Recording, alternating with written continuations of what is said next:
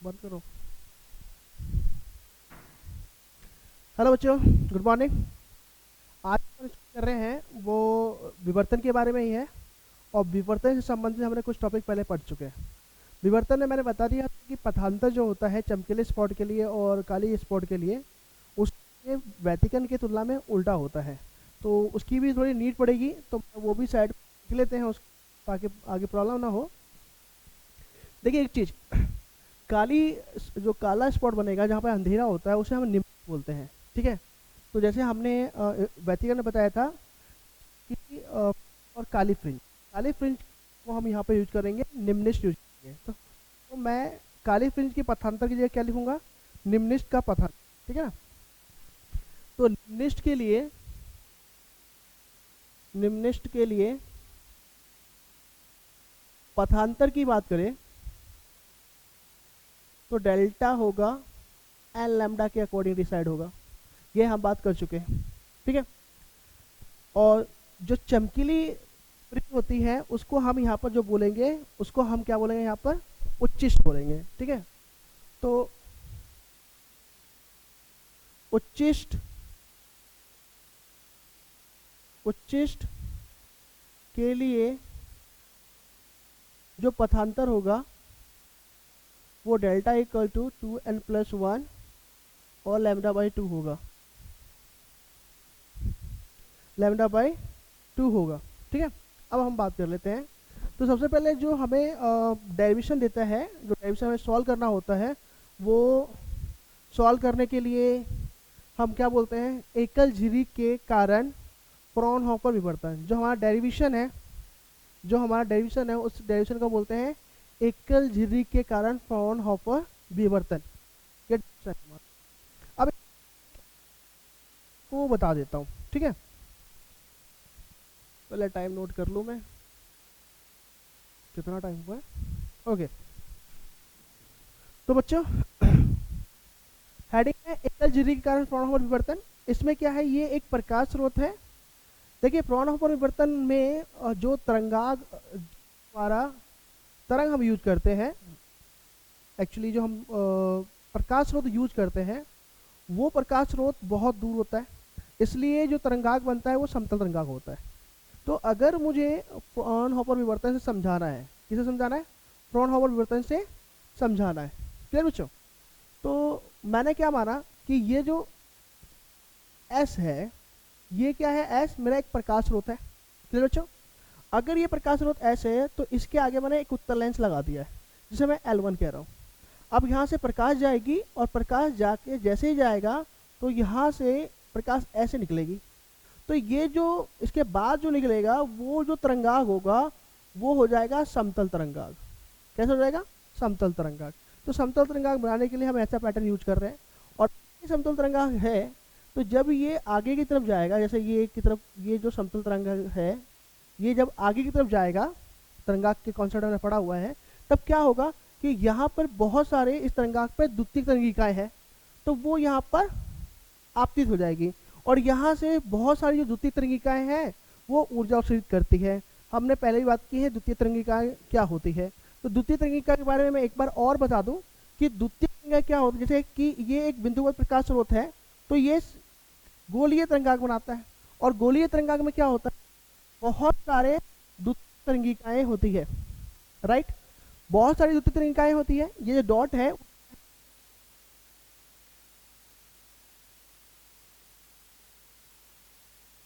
हमारा द्वितीयक तरंगिकाएं हैं। अब ये द्वितीय तरंग क्या करते हैं? ये हर जगह ऊर्जा अवशोषित करते हैं। ठीक है। बट अगर ये बहुत दूर से, ये प्रकाश स्रोत बहुत दूर हो जाए तो ये समतल होने लग जाता है। मैंने बताया था कि यदि प्रकाश स्रोत बिंदुवत हो तो होता है, परंतु वो प्रकाश स्रोत स्रोता से बहुत दूर हो तो वही तरंगाग समतल तरंगाग बन जाता है। और ऐसे रेखीय के लिए बताया था कि रेखीय गोली बेलनाकार बनाता है परंतु बहुत दूर हो तो वो समतल बनाएगा। तो अब भी हमने ये मान लिया कि यहाँ पर बहुत सारे द्वितीय तरीकाएं हो गई है जो ऊर्जा अवशोषित करती है, जो मैं पिछले लेक्चर में भी समझा चुका हूँ। अब यहाँ पर हमने एक सामने एक लेंस ले रखा है। ठीक है ना। इस लेंस के फोकस दूरी पे जनरली मान लो कि हमने यहाँ पर इसको एक पर्दे को रखा हुआ है। ये हमारा स्क्रीन है और ऑब्जर्वर है। ठीक है। और ये हमारा एक झिर्री, झिर्री का मतलब स्लिट है, ठीक है ना, तो स्लिट बोल दो, ये स्लिट है, ठीक है। आगे अब क्या होगा, मान लो कि यहाँ पर जितने भी द्वितीयक तरंगिकाएं हैं, मान लो कि n है, ठीक है, ये सभी की ऊर्जाएं ना, जो ऊर्जा उत्सर्जित करेगी, जो विक्षेप उत्पन्न करेगा वो लेते हैं। तो ये अगर एक की ऊर्जा मान लो तो आई है, तो यहाँ पर सभी अपनी ऊर्जा देंगे। ये कैसे जाएगा, ये सीधा गया, बैंड होगा और फोकस पर आपके समांतर, अगर किसी लेंस के जा रहा है, मुख्य अक्ष के समांतर जा रहा है, तो वो बैंड होकर फोकस पर आपतित होता है। ऐसे ये भी फोकस पर आपतित होगा, ऐसे और अगर आप देखोगे तो ये भी फोकस पर हो जाएगा, और देखोगे तो ये भी फोकस पर जाएगा। तो इससे जितने भी है ना वो सारे फोकस पर आ जाएंगे।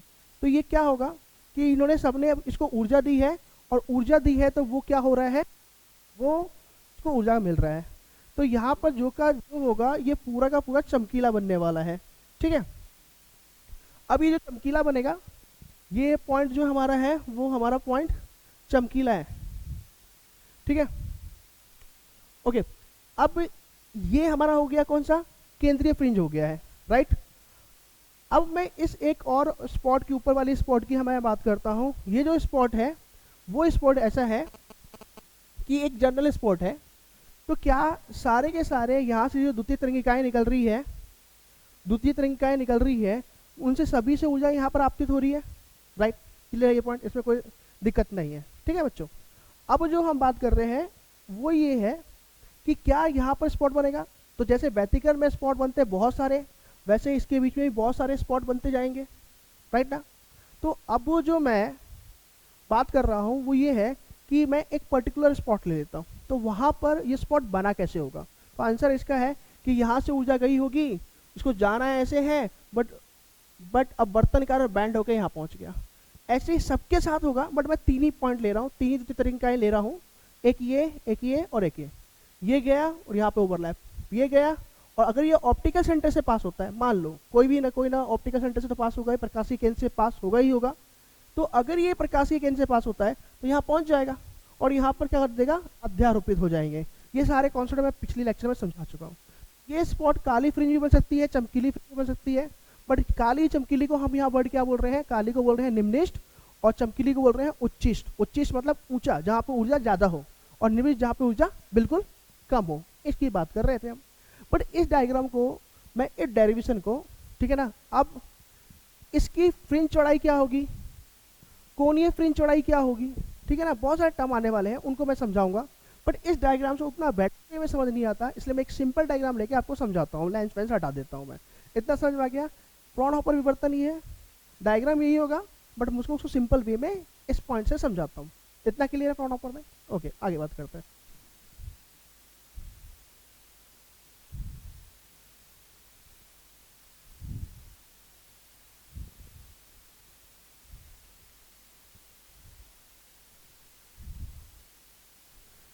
चलिए बच्चों देखो, सबसे पहले हमने क्या किया, ये एक प्रकाश स्रोत है। अब फ्रॉनहोफर की पैटर्न की हम बात कर रहे हैं, तो हम समतल, वैसे आपको दूरी कम दिख रही है, लेकिन ये दूरी बहुत ज्यादा है। किसके बीच में, प्रकाश स्रोत और ये ऑब्जर्वर स्क्रीन के बीच में, या ऑब्जर्वर बोल लें, ठीक है। और इनके बीच में भी दूरी बहुत ज्यादा है, क्योंकि फ्रॉनहोफर बनता ही उसी कंडीशन में, दूरी बहुत है। किसके, श्रोता और प्रकाश स्रोत और इनके बीचों के पर्दे के बीच दूरी, ठीक है, या स्लिट के बीच की दूरी। अब हमने मान लिया कि ये द्वितीय तरंगिकाएं सभी ऊर्जा देके यहाँ पर फ्रिंज बना रही है। नो डाउट यहाँ पर भी बन रही है, ऐसे भी बन रही है, बट मैं यहाँ पर स्टडी कर रहा हूँ अभी फिलहाल। तो यहाँ पर एक फ्रिंज है, ठीक है, तो वो निम्निष्ट है, मतलब यहाँ पे अंधेरा ज्यादा है तो निम्निष्ट बोल रहे हैं, nth निम्निष्ट बोल रहे हैं। बीच में एक चमकीला स्पॉट आएगा, उच्चिष्ट आएगा, देन उसके ऊपर निम्निष्ट आएगा। ऐसा कुछ डायग्राम बनने वाला है। देख, एक टॉपिक है कोणीय स्थिति। क्या, कोणीय स्थिति की बात करेंगे, एंगुलर पोजीशन की बात करेंगे, ठीक है। अब कोणीय स्थिति की हम बात करते हैं तो वो मतलब क्या, उसका मतलब ये है कि अगर ये ए बी एक स्लिट है, उसका सेंटर पॉइंट ये है, तो इससे वो कितना एंगल फॉर्म करता है थीटा, वही इसकी कोणीय स्थिति हो, ठीक है बच्चों, ये है इसकी कोणीय स्थिति। मैं इसको एक क्लियर कट डायग्राम ले रहा हूँ और वहाँ पे मैं समझाऊंगा, बहुत सारी चीज़ें आने वाली है, 2-3 पॉइंट आएंगे इसके।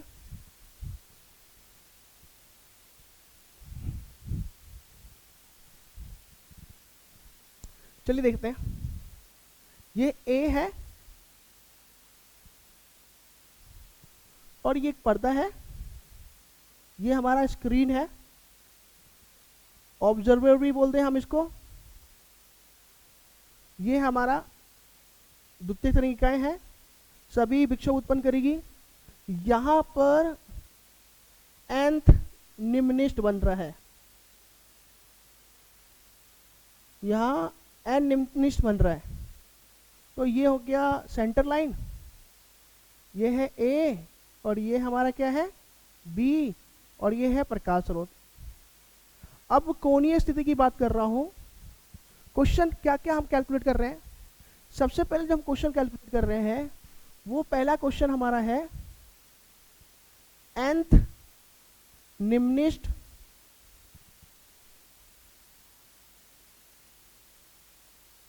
जितनी हिंदी हो सकती है मैं लिखने की कोशिश कर रहा हूं, nth निम्निष्ठ की कोणीय स्थिति, मीन्स इंग्लिश लिख देता हूं मैं फिलहाल, कुछ गड़बड़ हो तो मैच कर लेना। Angular position of nth minima. तो क्या हेडिंग है हमारे पास, nth निम्निष्ठ की कोणीय स्थिति क्या होगी। ठीक है, देखिए कोणीय स्थिति होता क्या है, कोण कितने कोण पर है, तो ये केंद्र से, इसके सेंटर से कितने एंगल पर है, nth है तो n लगा देता हूं, कितने एंगल पर ये लाइन इससे, क्योंकि ये लाइन इस nth की स्थिति बताएगा और ये सेंटर लाइन है, तो ये जो एंगल बन रहा है ना थीटा n, इस लाइन से इसकी पोजीशन की स्थिति की, वही है nth निम्निष्ठ की कोणीय स्थिति। क्या आपको समझ में आ रहा है। तो मैं क्या करता हूं, तो मैं ये करूंगा कि मुझे ये कैलकुलेट करना है, तो करेंगे कैसे। सबसे पहले इंपॉर्टेंट ये है कि हम इसको सॉल्व कैसे करें, राइट। तो यहां से हम एक पॉइंट और ड्रॉ करेंगे और वो ये है कि देखो बच्चों, आपने एक पॉइंट बताया था, पथांतर का पॉइंट हम बताया था, बताया था मैंने आपको, याद है आपको ये वाला पॉइंट, निम्निष्ठ के लिए पथांतर, उच्चिष्ठ के लिए पथांतर। ठीक है, हमने क्या किया, जो यहां से दो लाइन जा रही थी ए और बी से, मैं इसको रब करूंगा अगेन, फिलहाल मैं कर रहा हूं, और यहां से हमने लंब डाला था लंब। आप इसको इधर भी हो सकता है, इधर भी हो सकता है, कोई मैटर नहीं करेगा। ये था n और ये b, जो पथांतर था वो हमारा डेल्टा जो होता है वो bn होता है, ये मैंने आपको बता रखा है। अगर ये एंगल थीटा n है तो ये भी कितना होता है हमारा, थीटा ही होता है। कैसे होता है मैं प्रूव कर दूंगा आपको, ठीक है, चाहे अभी भी देख लो आप। देखो बच्चों, ये थीटा है, ये है हमारे पास, ये हमारे पास क्या है 90, तो ये क्या 90 माइनस थीटा, और ये पूरा कितना है 90, तो अगर ये 90 माइनस थीटा होगा तो ये कितना आ जाएगा, थीटा हो जाएगा। तो जो एंगल यहाँ बनेगा वही एंगल यहाँ बनेगा। समझ में आ गया, ठीक है। ये हमारा क्या है पथांतर डेल्टा, किसके लिए, ए से जो ऊर्जा यहाँ पर जाएगी और बी से जो ऊर्जा यहाँ पर जाएगी, उन दोनों के बीच में पथांतर कितना होगा डेल्टा, और ये हमारा है ए।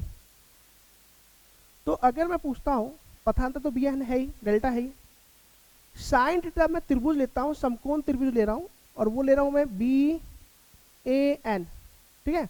तो वो क्या होगा, तो साइन थीटा जो होता है इस ट्राइंगल में, देखो आप, ठीक है। तो फिलहाल मैं थोड़ा सा मैं इसको रब कर देता हूं ताकि आपको ये डायग्राम समझ में आ जाए, ठीक है। इस वाले डायग्राम की बात कर रहा हूं, ये वाला। तो साइन थीटा जो होगा लंब बटे आधार, लंब बटे कर्ण, ये आपका लंब है और ये आपका कर्ण है। तो आप लिखोगे डेल्टा बाई ए, डेल्टा क्या है bn पथांतर, ठीक है। तो ये आपका आ गया, हो गया इतना। एंगल बहुत कम होता है इसलिए हम थीटा को लगभग हम थीटा मान लेते हैं, मैंने बता रखा है, और ये हो जाएगा डेल्टा बाई ए। तो थीटा का जो वैल्यू आया वो है डेल्टा बाई, ये एक जनरल टर्म है, ठीक है, हो गया। अब मैंने क्या बोला, जो एंगल यहां बनेगा वही एंगल यहां बनने वाला है, ठीक है। चाहे इस फ्रिंज की बात करो, ऊपर से फ्रिंज की बात करो, जनरली उसी पॉइंट की हम बात कर रहे हैं फिलहाल। आगे देखते हैं। तो क्या आपको ये समझ में आया, साइन थीटा डेल्टा बाई ए और साइन थीटा ये आ गया हमारे पास। तो थीटा क्या है, कोणीय स्थिति होता है, ये हमारा है कोणीय स्थिति, कोणीय स्थिति। बट यहाँ पर अभी हमने क्या बात नहीं की, यहाँ पर हमने बात नहीं की है कि चमकीली है या काली है, निम्न है, उच्चिष्ट है। ये एक जनरल टर्म बन गया कि अगर आपको उच्चिष्ट निकालना है तो पथांतर उच्चिष्ट का डाल दो, अगर निम्निष्ठ की स्थिति निकालनी तो पथांतर निम्निष्ठ का डाल दो, हो गया। तो ये पैटर्न मैंने समझा दिया आपको। अब मैं इंडिविजुअल डायग्राम में निम्निष्ठ और उच्चिष्ट की बात करूंगा। तो मैंने ये यहाँ पर ये बनाया था कि ये और ये एंगल सेम है, तो ये इसकी अकॉर्डिंग मैंने सॉल्व कर लिया था। तो देखते हैं अब, तो आपको एक फॉर्मूला मिल गया कि theta equal to delta by a होता है, कोणीय स्थिति डेल्टा बाई ए है, पथांतर अपॉन में ए क्या है, स्लिट की चौड़ाई है, ठीक है। तो फिलहाल अगर मैं इसको रफ करता हूं और एक प्रॉपर डायग्राम बनाता हूं, सिर्फ मैं इतना लिख के छोड़ूंगा, हेडिंग मेरी वही है।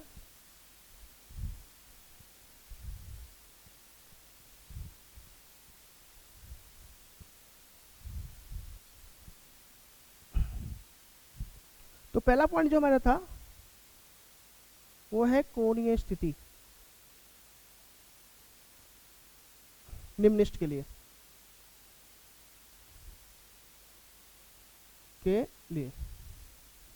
डायग्राम देख लेते हैं सिंपल सा।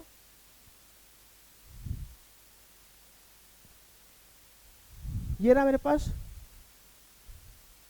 एक फ्रिंज बन रहा है, तो थोड़ा और बेटर बनाते हैं।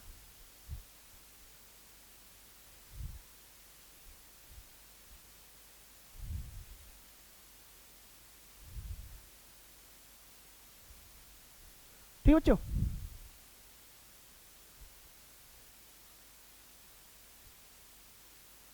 यहाँ पर हमने एक निम्निष्ठ ले लिया, मान लिया कि यहाँ पे nth निम्निष्ठ बन रहा है, हमें नहीं पता है कौन सा निम्निष्ठ है, हो सकता है पहला हो सकता है दूसरा हो, तो nth मान लेते हैं। जो नंबर है जनरल टर्म बनाएंगे और जो नंबर है उसके अकॉर्डिंग कर लेंगे, ठीक है बच्चों। ये A और ये B, सेंटर लाइन, एंगल कोणीय स्थिति नापना है तो नापना तो आपको इसी से पड़ेगा, यही एंगल है, हो गया। तो हमने बोला था कि sine theta equal to delta by a, हो गया। अच्छा, अब निम्निष्ठ के लिए जो पथांतर है, ये डेल्टा है पथांतर, ये हमारा है पथांतर, और ये हमारा है स्लिट की चौड़ाई, ठीक है बच्चों। अगर मुझे निम्निष्ठ की बात करनी है, निम्निष्ठ का मतलब क्या, जहां पर अंधेरा होता है, जो व्यतिकरण में हमने काली फ्रिंज बोली थी, जिसको निम्निष्ठ का रीजन बताऊंगा कि नाम क्यों रखा गया है। तो delta equal to n lambda use करूंगा, और जो फॉर्मूला क्योंकि nth के लिए यूज कर रहा हूं तो मैं यूज कर लेता हूं theta n equal to n lambda by a. ये हो गई मेरे पास हो गई कोणीय स्थिति किसकी, ये हो गई कोणीय स्थिति nth की। अगर आपसे पूछा जाता है प्रथम निम्निष्ठ की कोणीय स्थिति क्या होगी, तो आपको n की वैल्यू 1 रखनी है। तो अगर मेरे से पूछता है प्रथम निम्निष्ठ की स्थिति, निम्निष्ठ की कोणीय स्थिति पूछ रहा है मुझसे, ठीक है बच्चों। अगर पूछ रहा है तो n की वैल्यू 1 और थीटा 1 की वैल्यू हो जाएगी लैम्डा बाई ए। मीन्स अगर ये फर्स्ट निम्निष्ठ है तो थीटा की वैल्यू कितनी आएगी, लैम्डा बाई ए। अगर ऐसे ही ये पूछता है द्वितीयक निम्निष्ठ की स्थिति,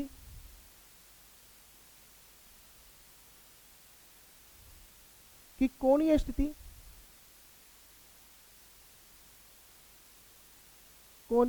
स्थिति,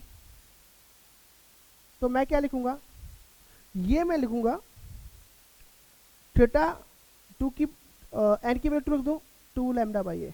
ये सिंपल सा बना, मतलब जो भी निम्निष्ठ पूछ रहा है ना उसकी जगह आप क्या लिख दो, एन रख दो, क्लियर है, हो गया ये।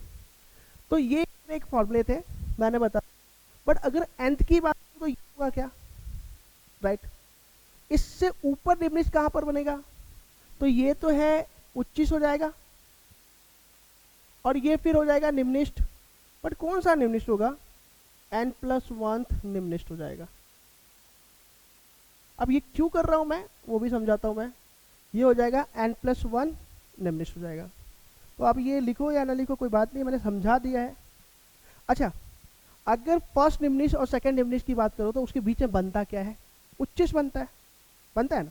ठीक है, अब बात कर लेते हैं। देखो, निम्नलिखित के लिए पथांतर की हम बात कर रहे हैं, delta equal to n lambda. उच्चिष्ट के लिए पथांतर की बात कर रहे हैं, delta equal to 2n+1 λ/2। Confirm बच्चों, हाँ है ना, ठीक है। तो आगे देखते हैं। तो फिर मैं ये बात करता हूं, क्वेश्चन नंबर 2 की बात करता हूं। n+1 निम्नलिखित के लिए कोणीय स्थिति।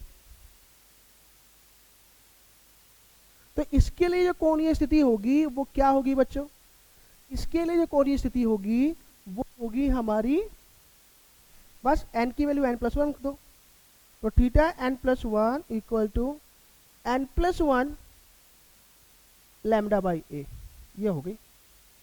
अब ये क्या था, ये जो है वो है इस वाले निम्नलिखित की इससे कोण का एंगल क्या है, सॉरी कितना एंगल बनता है, ये थीटा प्लस n+1।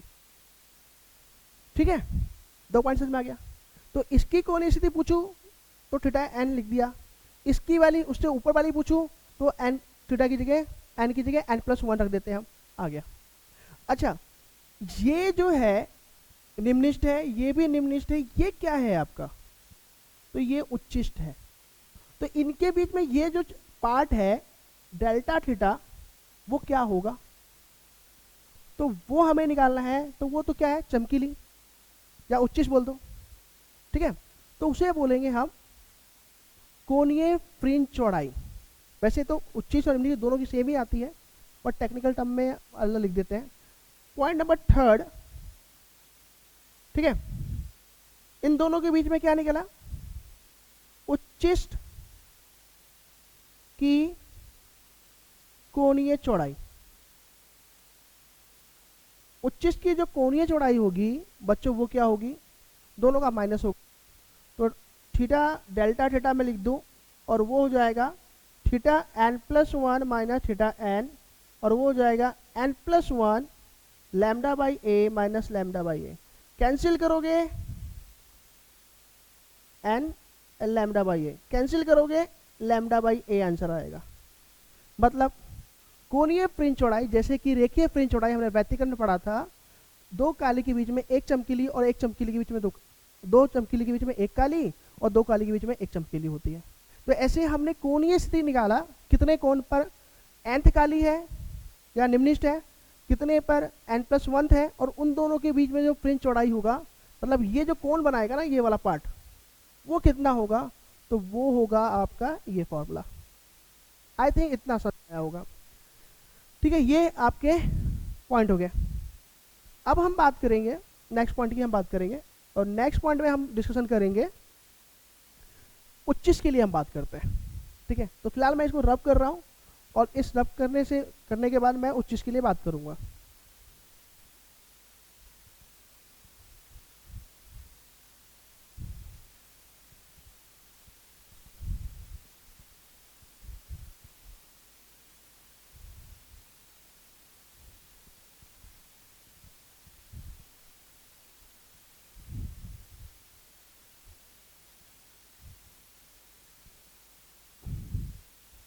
चलिए अब हम क्वेश्चन लिख रहे हैं, नेक्स्ट क्वेश्चन लिख रहे हैं, क्वेश्चन नंबर जो भी था इसमें हम लिख रहे हैं उच्चिष्ट की कोणीय स्थिति, ठीक है। यही अगेन प्रकाश स्रोत है, ये वही स्लिट है, पर्दा। अब हमने मान लिया कि यहां पर nth उच्चिष्ट बनता है। ठीक है बच्चों, कौन सा बनता है? nth उच्चिष्ट बनता है।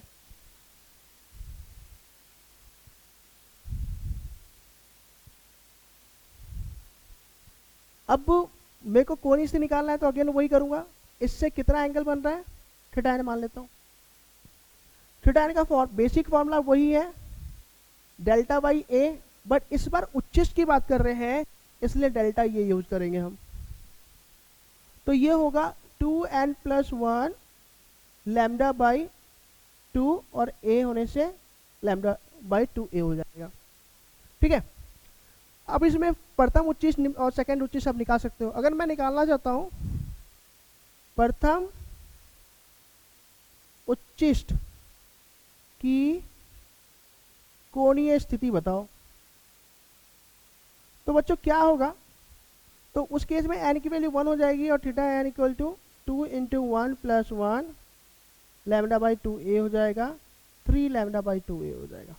तो आपसे पूछा जाए कि भाई प्रथम उच्चिष्ट की कोणीय स्थिति क्या होगी, तो आंसर है 3 लैम्डा बाई 2a हो जाएगा। अगर द्वितीयक पूछता हूँ, इसी प्रकार मैं द्वितीयक के लिए पूछता हूँ,